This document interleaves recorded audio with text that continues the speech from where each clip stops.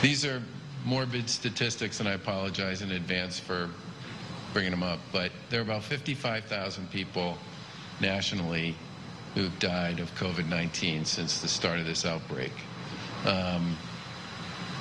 Massachusetts, New Jersey, New York, Michigan represent more than half of that total. There are another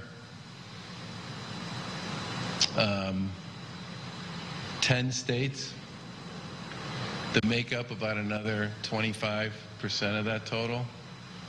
And then you have 40 states that represent about 15 or 20% of the total number of deaths. So, and I talk to governors who fall all the way through this spectrum every week. For the governors who are located in states that have either very low numbers of positive tests or very low hospitalization rates or very low numbers of deaths relative to what we in the Northeast have seen, I'm not surprised that they're starting to think pretty hard about reopening, okay? For them, the surge was nothing like it was in the Northeast. Just nothing like it was in the Northeast. And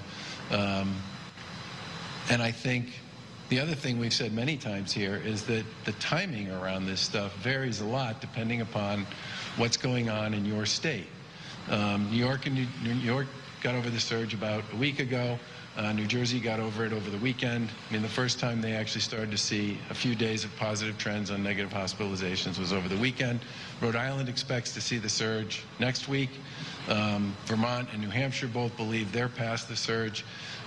So where you are, I think one of the reasons why the president said, here's some broad guidelines, but states are going to go when states think it makes the most sense for them, was because they were looking at the data from state to state to state and concluding that you can't make a big broad generalization about when it makes sense for states to move here because they're in very different places. And, you know, Montana, I think, has had 12 deaths. North Dakota, maybe 18.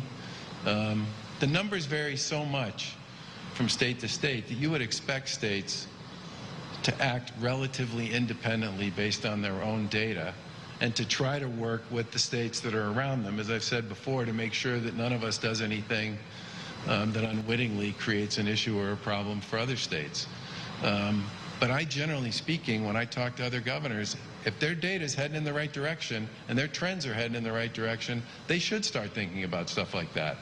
And I would say that for us as well. But with Massachusetts residents, so I mean, our state's so close together. If New Hampshire starts to reopen, Massachusetts residents start to go over the border. Yeah, and that's come back. Yeah, but that's part of the reason why we're talking all the time to Connecticut, Rhode Island, New York, New Jersey, Vermont, New Hampshire, and Maine, because we all want to make sure we don't do anything that creates a problem for each other.